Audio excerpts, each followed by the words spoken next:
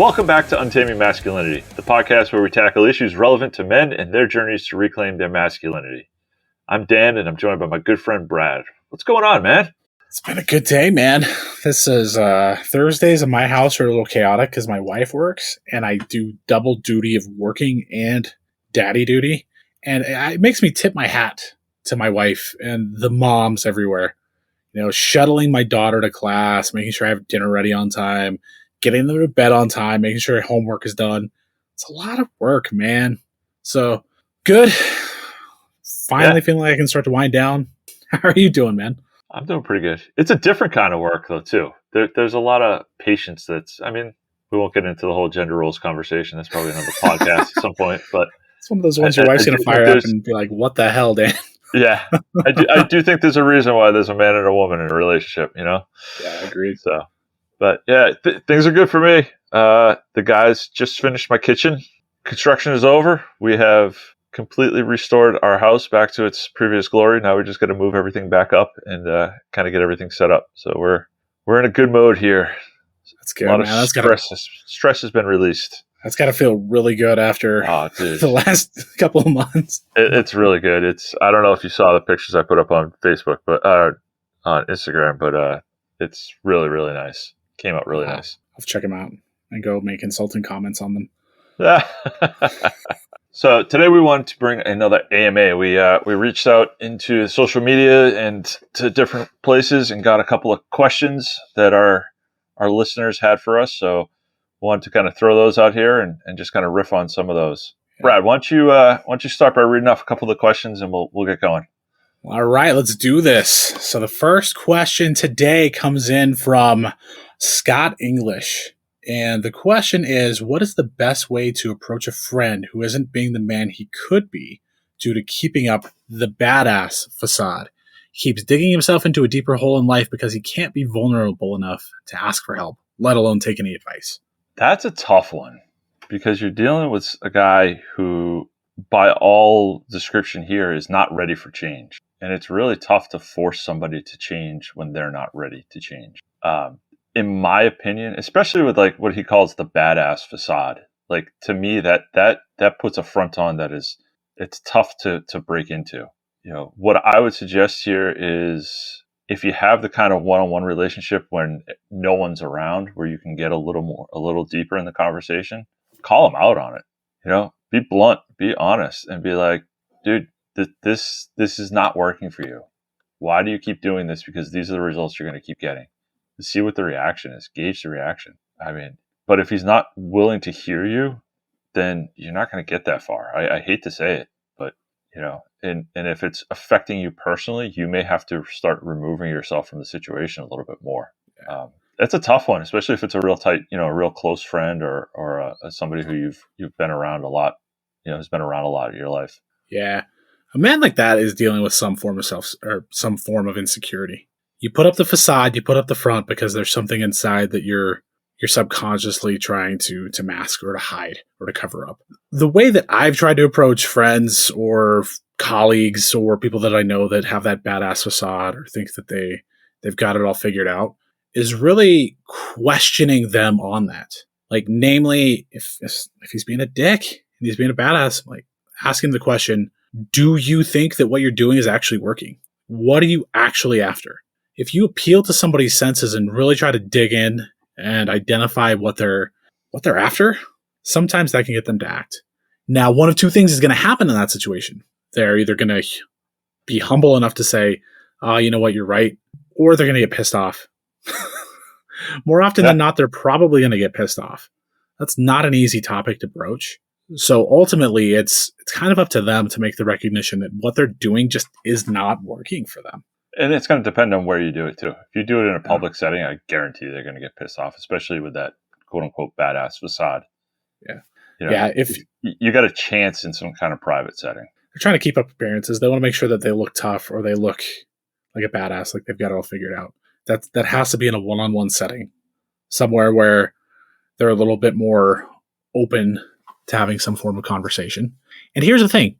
If they brush it off and he thinks and he acts like a dick, I would challenge you not to take it personally, to keep trying.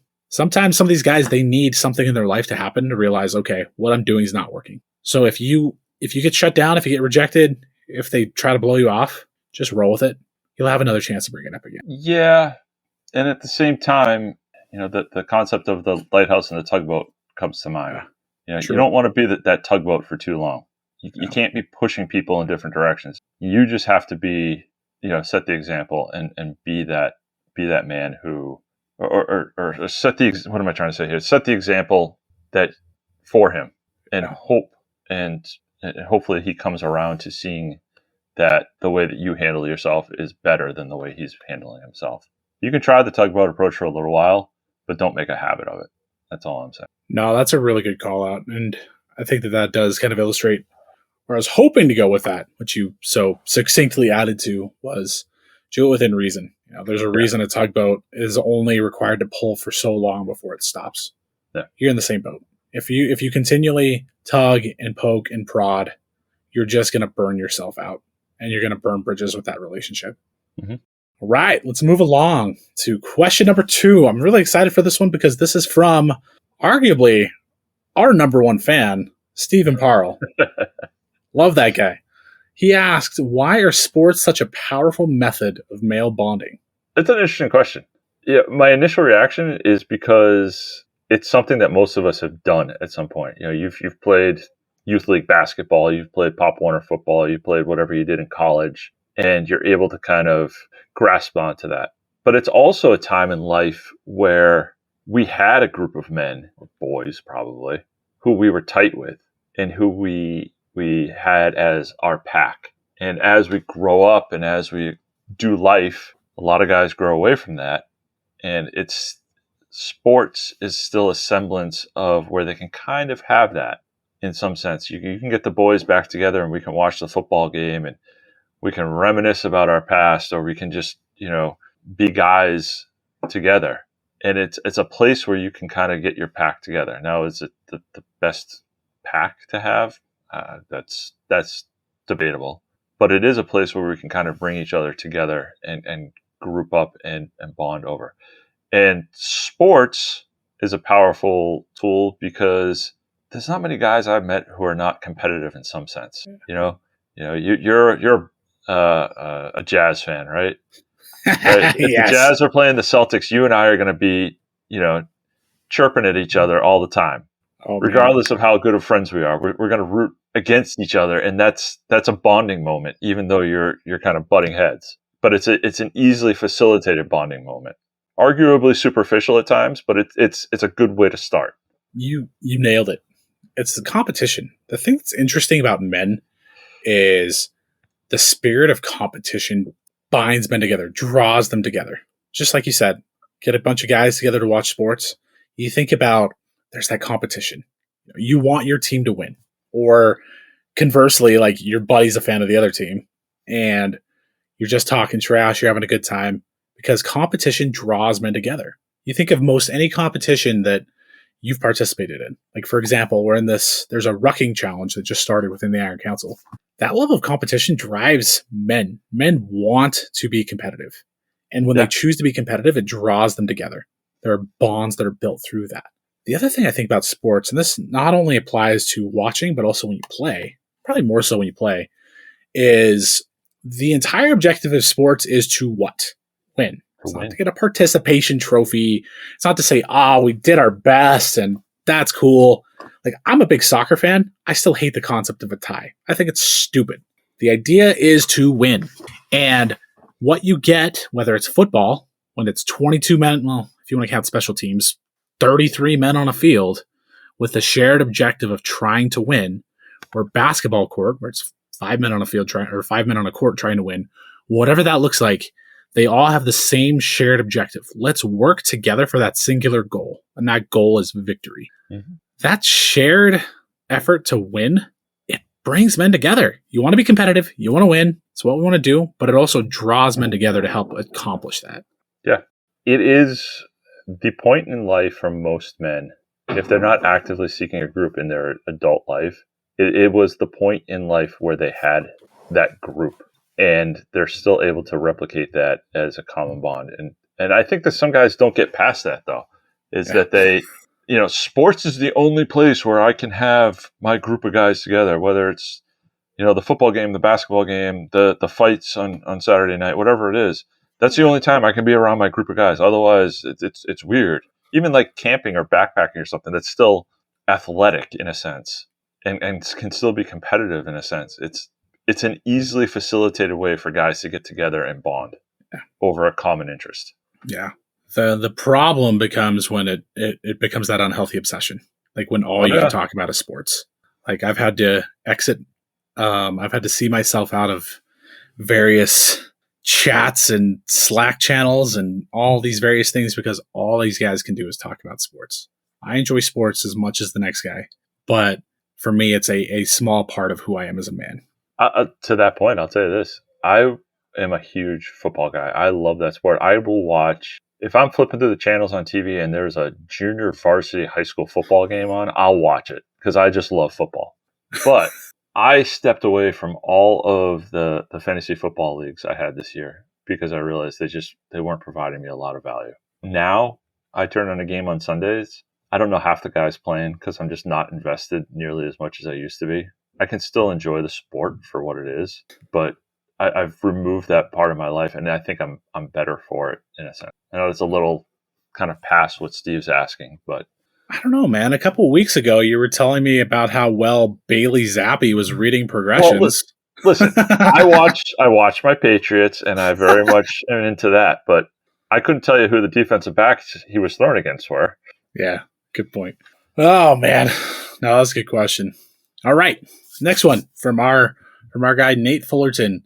How do you know when to end a friendship? What are some red flags? How do you find and where do you find positive men locally to surround yourself with? All right, so I feel like this is two almost separate questions, but Yeah. we'll start with the friendship part first. How do you end a friendship, or how do you know when to end a friendship, and what are some red flags? So I'm going to use a word that I hate. It's almost cliche in today's culture, but the word is toxic. When the relationship becomes toxic, when the relationship gets to the point where it is just completely bad for you, there is no value to you in the relationship anymore, in the sense of the person is either always taking from you, the person is always causing you some kind of harm, physical, mental, spiritual, whatever, and there's no remorse on the other end, or there's no consciousness of the harm that's being caused. That's when you got to start to question why you're even in that relationship. Red flags to me are, I don't know, I'm trying to think of some examples. Like it's almost like a know it when you see it thing, but like somebody who just really just takes and takes and takes and doesn't give. That's a big red flag to me. Somebody who doesn't live, or lives so far, I won't say it lives up to your moral compass or your value set, but somebody who lives so far outside of it that it's detrimental to your value set is another red flag. So I think that's where you go, and why you kind of have to start thinking about ending those relationships. Now, how you end those is another conversation we can have, but I'm curious to hear your thoughts first on what you're looking for in those situations. This is actually a conversation, ironically, that I had with somebody today. When it comes to building a friendship, you need to look for somebody where there's mutual benefit. It's somebody you can go to, but conversely, it's somebody that feels like they can come to you. A lot of times that doesn't happen. A lot of times there are people who just simply reach out and reach out and reach out and don't really provide any value themselves. We all have those friends. We all have the friends that want to talk about video games or the game last night or politics, but when you ask them a question about something philosophical or about a quote you read in a book or how you're striving to be a better man so that you can provide for your family at home, and they either don't answer that question, they avoid it. I guess that's the same thing.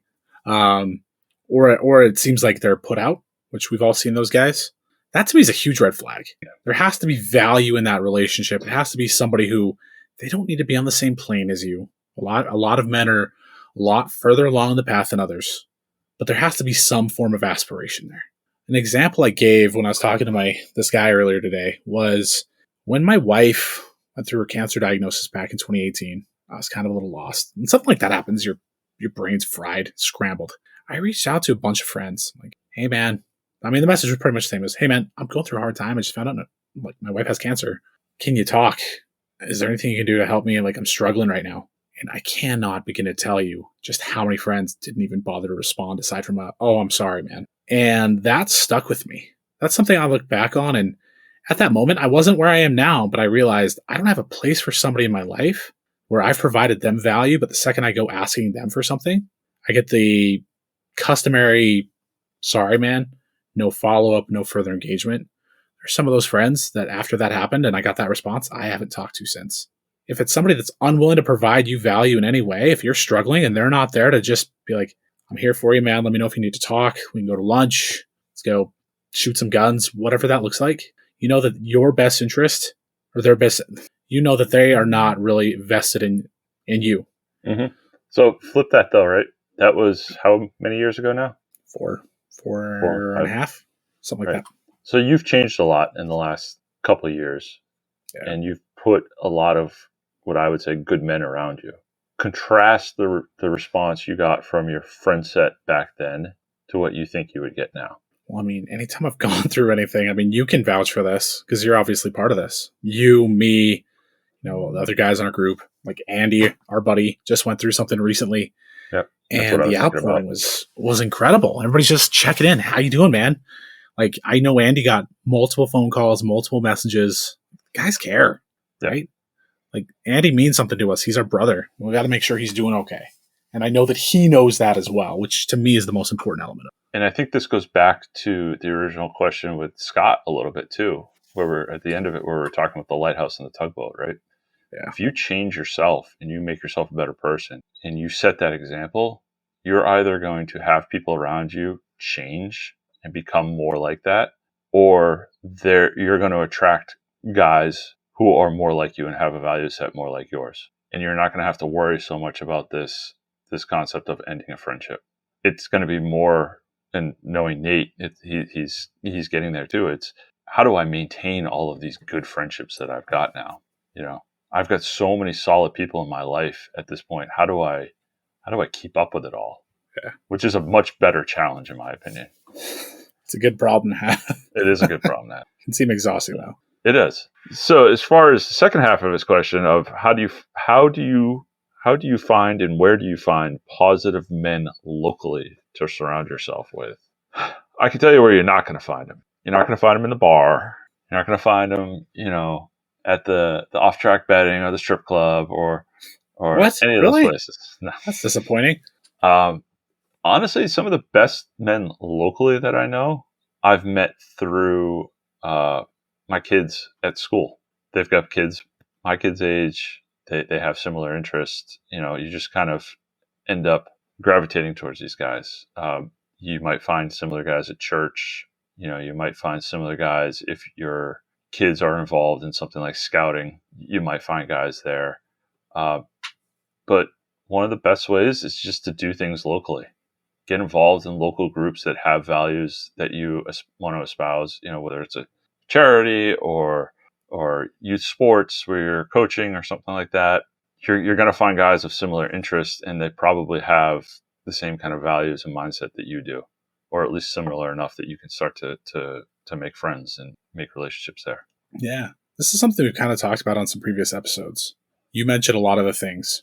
Like your kids are going to go hang out with their friends, talk to their dads, see if those guys are worth pursuing friendship with. Do that in general, though. Yeah. Just a little side note. Whoever your kids are hanging out with, get to know the parents. It's good for a variety of reasons. It's good for a variety of reasons. Just a little aside on that, but go ahead. Sorry. No, that's a really good call out. The other thing I think about a lot is, church is an obvious one. You think about places where you spend your time. You also think about places where think about people who have shared interests. You've talked about some of the guys, you do mountain biking with. You talk about your snowboard buddies. I've mentioned some of the guys that I roll around in jiu-jitsu with. Like, they're just awesome guys who have shared interests. It's really easy to strike up conversation and see if these are guys you want to, pursue a friendship with. Here's the challenge, and here's the kicker, and here's the thing that most men run away from. If you meet somebody, you think they seem cool, go ask them to do something. Go shoot guns. Go grab a bite to eat. Say, hey, I'm going golfing on Saturday. You want to come? Hey, I'm watching the game. You want to come over? Yeah, that stuff is kind of a little intimidating. It's something guys are not naturally good at. But that's the way that friendships and bonds are formed. I'm laughing because it's like asking a girl out on a date. It kind of is. It really is. It's the same idea. It's like you're never going to score unless you take a shot. So if you find a guy that seems interesting and you think he's like on that same wavelength, then find a way to hang out with him. It's that simple. Dude, hey, I'm working on my truck this week and I could really use an extra set of hands. Can you come over for a couple hours and just, give me a hand? Something as simple as that. Here's the thing. Most dudes are looking for that same thing too. They just won't ever tell you. And nobody wants to admit it. Yeah. Seems kind of intimidating. It's just like dating a girl. I mean, you got married. How'd you do it? You had to ask enough girls that eventually one said yes. Guys, the barrier of entry. I only asked one girl to marry me. I asked a lot of girls out, but only one girl to marry me. Yeah, did I phrase that question that way? Yeah. All right, never mind. Okay. All right. Fair enough. But it's just that. Like guys, like there are guys out there who's like, man, I really want to hang out with somebody. Most guys want that. They feel like they need a male connection in their life. Just do it.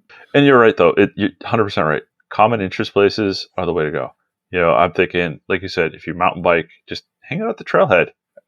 Maybe bring a cooler of beer or whatever and have a drink afterwards. And if there's a guy you see riding all the time, offer him a cold beer when he's done and shoot the shit for 15 minutes. Yeah. The thing I've heard about recently, what's this like free workout? F3? Yeah. Have you heard about this? Right? Faith Fitness, something. Yeah. Yeah. Go find an F3 group around you that works out in the morning, and you're obviously going to have something in common. You're going to be working out. You're going to be, kind of driven guys. Get to know those guys. I'm sure there's a couple of guys in there. Whatever. Go hang out at the local gun store. Go hang out at the local, fishing store. Whatever it is. Whatever your interest is, you'll find guys that are in that, and that's a much easier way to start a conversation than be like, so I was reading this book called Sovereignty by Ryan Michler. Let's talk about it. No, like you're not going to get that deep that quick. What are your thoughts on Jocko Willink? Yeah. Right. Yeah, exactly. You got to start with the top level stuff and work your way down. Yeah, and when you're on the path, you pretty quickly identify other men that are on the path too. Those are the guys that you kind of almost naturally gravitate to them. It's an interesting phenomenon. Yeah, for sure. All right. Our next question is from Marty Walsh. I need to reword this question a little bit because the way he initially posed it made me laugh real hard. It said, I'm going to a wedding this weekend. The old people I used to hang out with will be there, and they are not the most positive influence or action takers. What suggestion do you think men have to not be sucked in by the negativity and what my wife and I refer to as the Eeyore complex? Just go have a good time. So, my question is, are only the old... the way this is written was a little weird. I took it at first to mean like old people as in like age. But I think what he's referring to is like old friends. Yeah. That he used to hang out with, right? Yeah. They're old friends for a reason, right? If they were people you constantly wanted to be hanging around with, they wouldn't be old friends. They'd be your friends. And you'd be happy to be going to a party where you get to hang out with them and have a good time. So if you go to the party, happy to see them, cordial. The moment they start being negative, find a reason to walk away from the conversation. You don't have to be a dick about it, but just leave. Like, hey, you know what? It's great seeing you. There's a lot of other people here that I haven't seen in a while. I'm gonna go say hi to everyone. I'll catch up with you later in the night or something like that. And then go have a good time with your wife. Dance, eat, drink, be merry. But don't let those other people take you down. And if you get caught in a corner with them or something, and they become a little aggressive about this with this Eeyore syndrome, I don't know. Call them out. Part of me wants to say call them out and be like, why are you so negative? We're at a great party. We're having a good time. Like why are we going to be negative tonight? Let's talk about something else. I don't really know what else I have to add. You pretty much nailed it.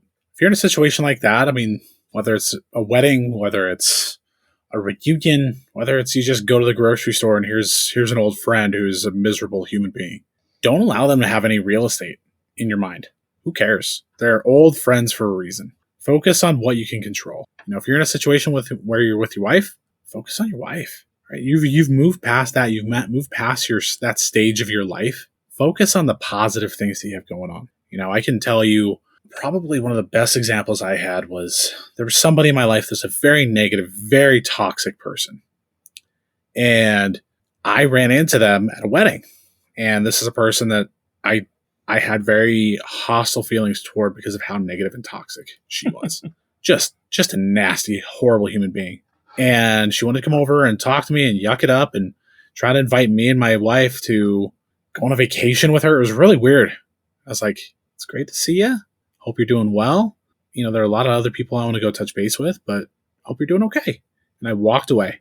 And by so doing, I did not allow her to take any power over me. All that potential real estate she was looking to capture in my mind, immediately eradicated. Had a great time with my wife, kept on going. That's it. I mean, it's simple. You do not have to spend time with anyone you don't want to spend time with. Now, there's ways to do that without being a jerk. But at the end of the day, if they're being pushy and kind of forcing themselves around you, I'd look and be like, listen, this is where I'm at.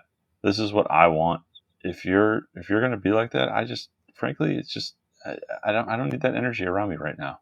I'm going to go, my wife and I are going to go get a drink. We're going to go dance. We're going to go have a good time. It was great seeing you. Goodbye. Goodbye. Yeah. And I don't know. I couldn't have done that when I was in my 20s. I'll tell you that much right now. But at this point in life, absolutely, I can do that. Yeah.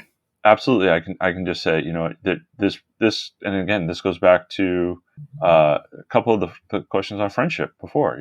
If people aren't adding value in your life, or moreover, they're toxic and detracting in your life, remove them.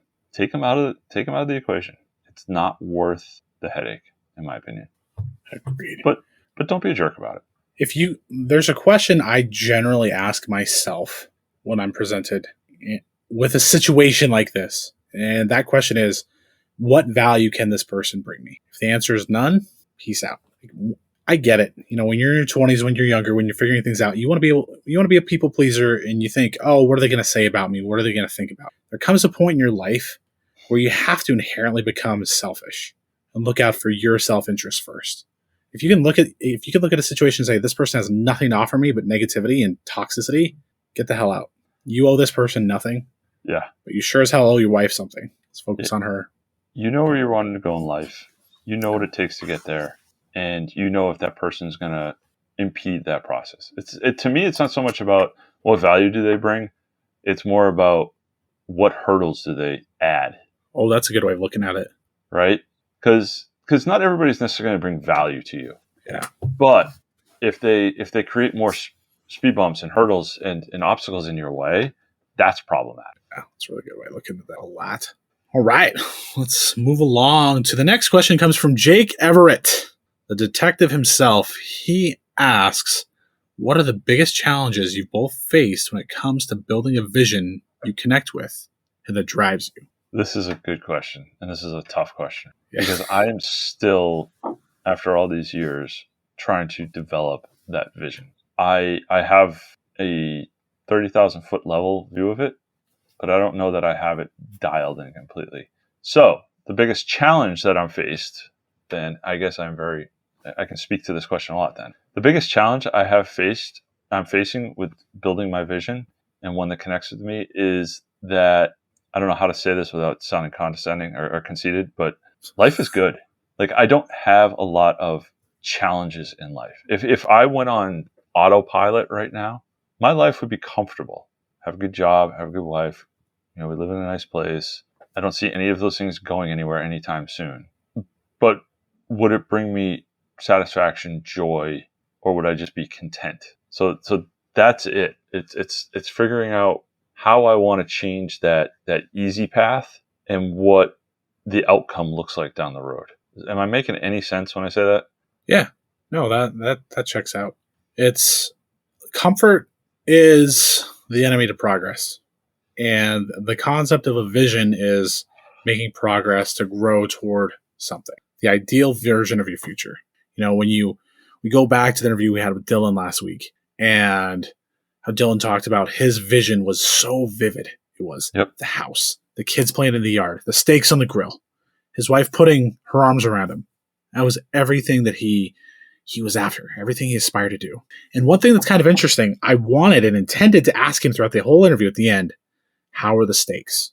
He shared something and we were done recording, but he said, everything played out exactly how I envisioned it. It was almost scary. We had the house, the stakes were on, My wife comes, puts her arms around me and says, we did it.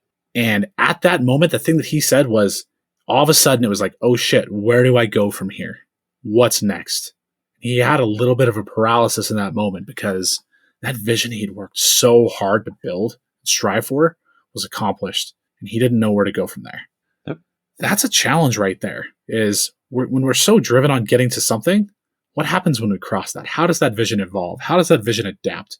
Because, we're improving. Like, you and I are both on really good trajectories in life in general. From a career perspective, from fitness perspective, from a marriage perspective, things are good.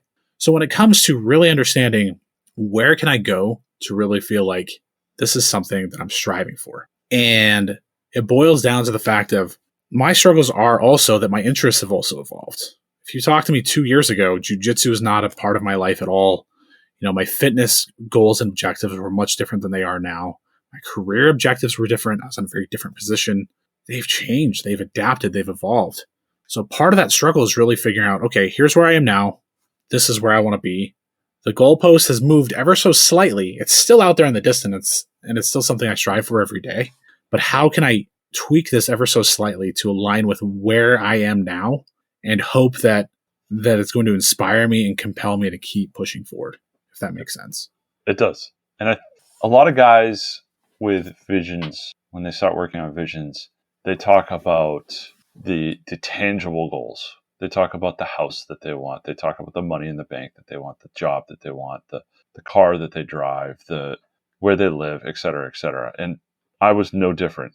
And my vision was much the same. I wanted the house with the 40, the back 40 that I could hunt and fish on. And I wanted, a job that paid me well, and my kids paid off the college and all this tangible stuff. What I've learned is that that's all achievable stuff in the right circumstances. And the concept of that Dylan brought up after our call last week about, once you get it, you get the now what problem.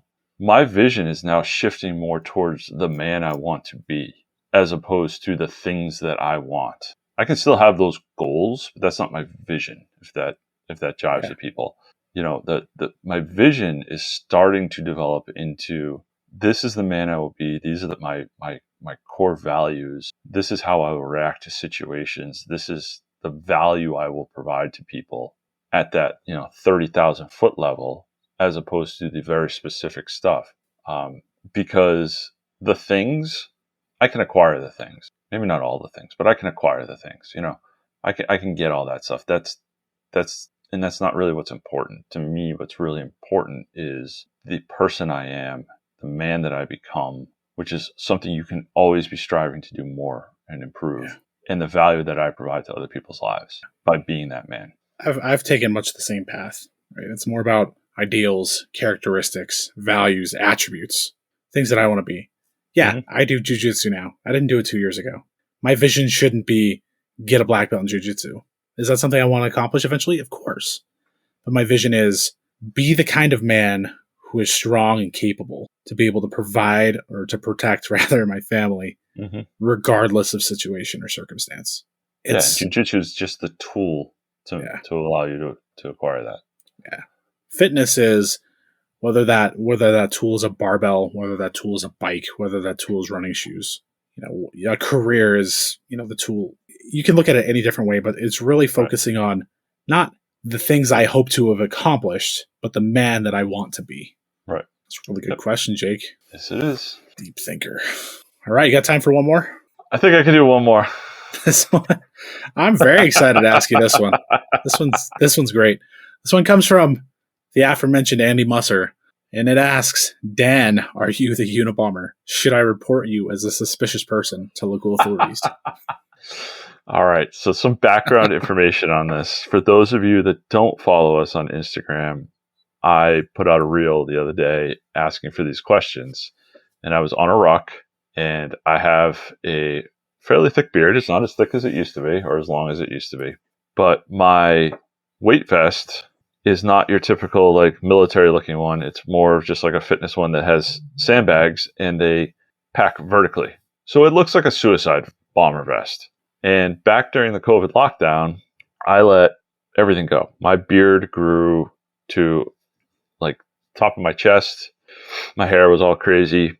And then I was rucking around the neighborhood with this weight vest on, and my neighbors stopped my wife and was like, "What is Taladan doing?" So I got the nickname Taladan, which evolved somehow into Afghanidan with some people. So I've never heard that one before. Afghanistan. Yes, I look like a Unabomber. I look like a domestic terrorist, whatever you want to call it. And I'm sure I just got put on like 16 different watch lists just by telling the story. But That's amazing. Yeah. So thanks, Andy. We won't talk about how you're a little troll. Oh man, that's a great tale to wrap this one up. Yeah, I am Taladan. Maybe I should really share a picture, like the original picture that started that all. You do look like you'd be on a list somewhere. The no-fly list for sure. Oh yeah. So, yeah. Anyways, that's the story of me looking like a Unabomber, looking like a problem child. We've all got nicknames. I just have a fun one. Yeah, I've got a ridiculous one as well. So yeah, don't worry about it. We'll leave that for another day. Another day, another time. I think Nolan mentioned it in passing when we interviewed him, as if it was common knowledge for everybody. Yeah. So for those of you that don't know, when we went to Maine a couple of years ago, there was 7 of us, and I think every one of us walked away with some kind of nickname if we hadn't already had one by the end of that week, right? Or the end of that weekend. Yeah, you got one. I had mine already. Andy and Jake had theirs. I think everybody walked away with one that weekend. So it was a good time. That's the power of friendship, though, and that's the power of having a pack and a bunch of guys who you can just that are just that tight with you. Is that you give each other crap and you come up with funny nicknames and you have good stories, and it's all stuff that you can sit around years later and just still laugh about because you did hard things together, you had fun times together, and you were able to share those with each other. So I'll kind of wrap up that funny story with saying that is, again, the power of the pack. Agreed. Very well put. All right, Dan, this was a good one. Yeah, man, I appreciate it. These are always fun. I like these because it's just, we just get to kind of sit here and riff and talk about fun stuff. So, fellas, as always, we thank you for listening. Check us out at untamingmasculinity.com, where you can find the show notes for this and all of our other episodes. You can also find links to our social media. We do Instagram, where we've got every episode that we do is up on YouTube as well. So go check us out there. And you can also, we've got a Facebook page that we would love to get you involved on more. We'd like to really get going over there and create a little community. If you found any value with this podcast, which I hope you did, please give us a rating and review on your podcast player. That helps us spread the word to other men more than you know. So get the word out there. Give us a rating and review. Hopefully it's 5 stars, but if it's not, hey, still put that in. Let us know. But definitely do the review part as well. That really lets us know what's going on and how you're feeling about it. I'd also recommend sharing it. And please share it. Throw us up if you're on Instagram, share us on Instagram, tag us. We'll reach out to you as well. And we appreciate that. And as always, come back next week, right? We'll have more great content coming your way. And until then, we'll leave you with just one question, the one that we ask you every week. What are you doing to untame your masculinity?